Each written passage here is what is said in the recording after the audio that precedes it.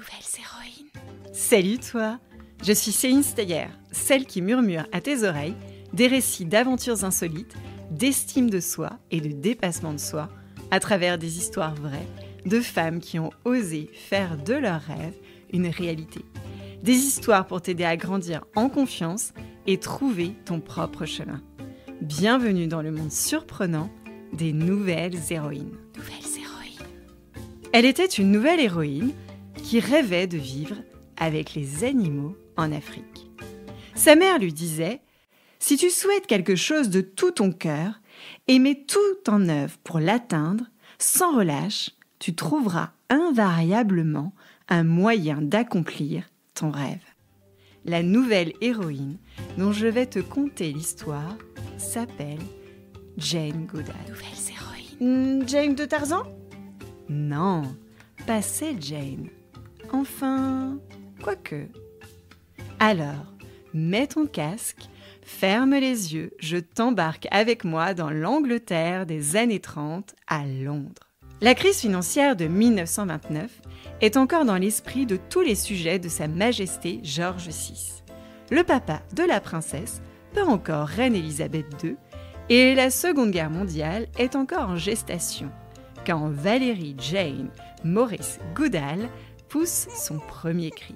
Mortimer, le papa de Jane, est pilote de course et sa maman Van, autrice. Ils vivent dans une maison en briques rouges à Bournemouth, petite bourgade de bord de mer avec ses plages de sable blanc. Dans le jardin des Goodall se côtoient toutes sortes d'animaux, des chats, des chiens, des cochons d'Inde, une tortue et un canari. Dans la chambre de Jane, un chimpanzé en peluche nommé Jubilee trône sur la table de chevet de notre nouvelle héroïne. Tu te souviens, toi, de ta peluche quand t'étais petite ? Jane, où es-tu ? Entend-on du fond du jardin. C'est la maman de Jane qui la cherche. Parce que Jane est assise sur une branche du grand hêtre du jardin. Ainsi perchée, elle dévore les histoires sur le docteur Dolittle. Tu vois qui c'est, toi, le docteur Dolittle ? Le film avec Eddie Murphy ? Oui et non. John Dolittle est un personnage créé par un écrivain anglais, Hugh Lofting, médecin réputé qui découvre un jour qu'il peut comprendre les animaux et communiquer avec eux. Ce curieux phénomène bouleverse sa vie car les animaux sont exigeants au point de lui prendre tout son temps libre. Sa femme Lisa et ses collègues commencent à prendre John Dolittle pour un fou. Mais revenons à Jane, pas John. Sur les bancs de l'école, Jane s'ennuie. Terriblement. Elle a de très bonnes notes, mais attend impatiemment la cloche sonner la fin des cours. « Jane, où es-tu ? C'est l'heure du dîner !» Cette fois-ci, après l'école, Jane est dans le poulailler. « Maman, non, je peux pas. J'attends que la poule ponde son œuf. »« Jane !»« C'est bon, maman, la fais là, j'arrive !» Tu l'auras compris, Jane est passionnée par l'observation des êtres vivants et elle passe des heures à observer des animaux à l'extérieur. On est à la fin des années 30 et un phénomène littéraire envahit les bibliothèques des jeunes Anglais. Ce phénomène porte le nom de Tarzan.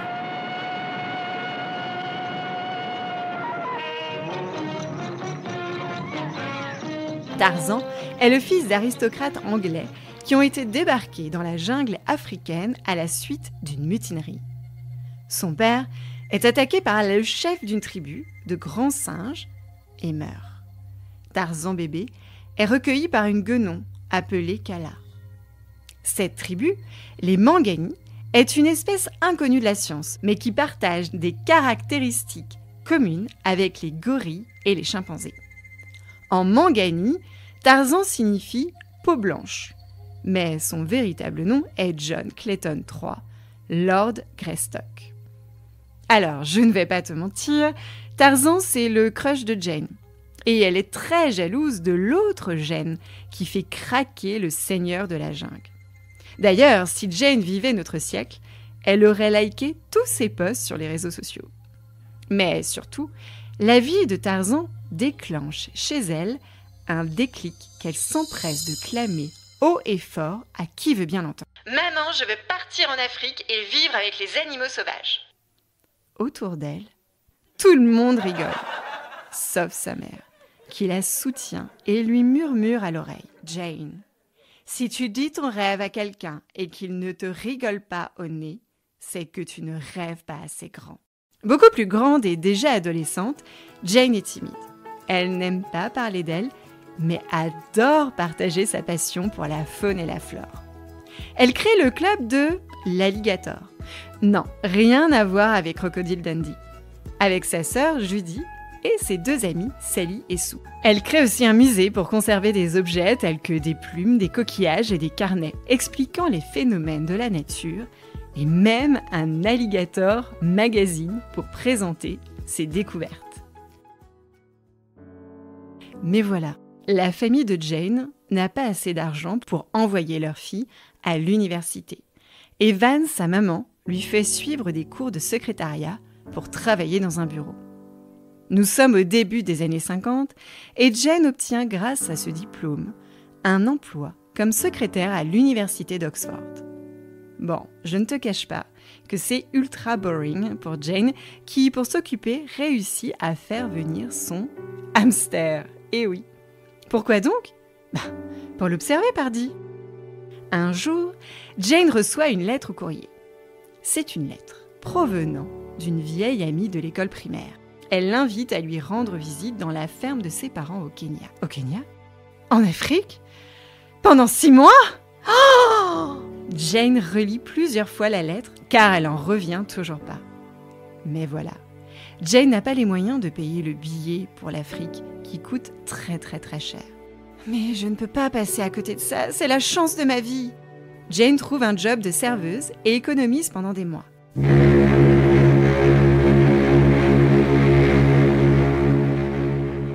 Enfin, le 13 mars 1957, c'est le grand jour. Elle embarque pour l'Afrique, destination Nairobi, la capitale du Kenya. Elle a 22 ans et ignore ce qu'elle va vivre. Elle passe 3 semaines en mer à bord du paquebot Kenya Castle, à la proue du navire, si impatiente d'arriver à Mombasa.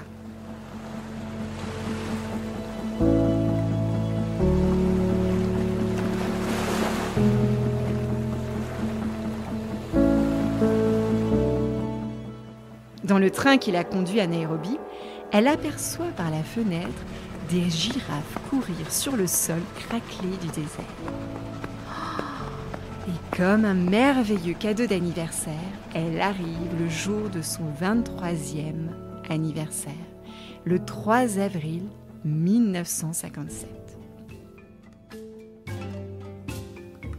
Les images qui l'entourent sont encore plus belles que dans les films. Jane se sent très vite comme un poisson dans l'eau, enfin plutôt dans le désert.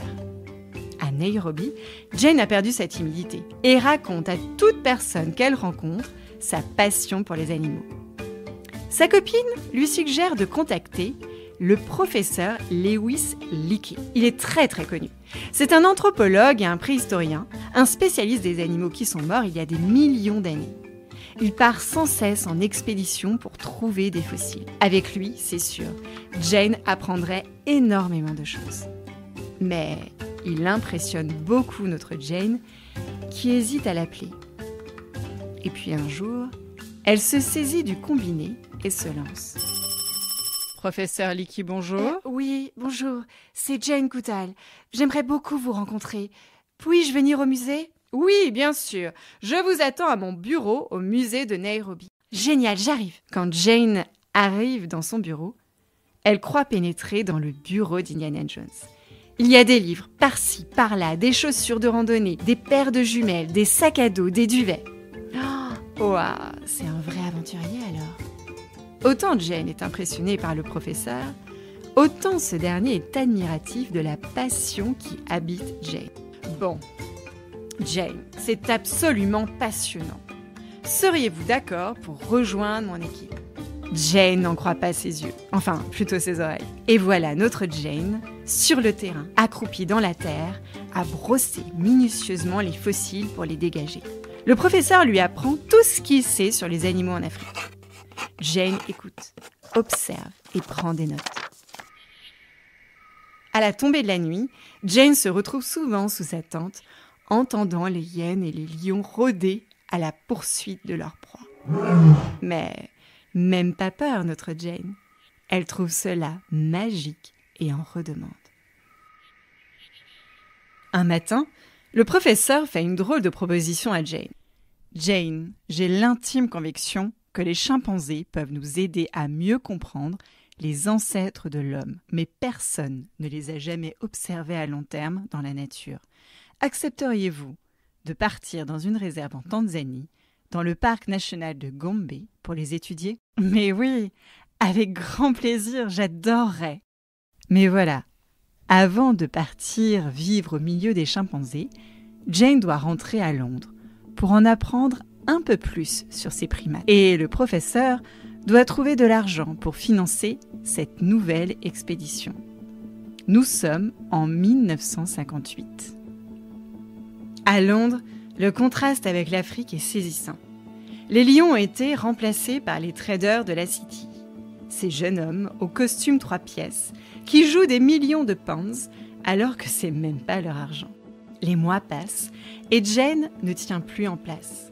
Elle veut repartir en Afrique à Gombe et se presse à sa boîte aux lettres pour recevoir des nouvelles du professeur. Nouvelles héroïnes.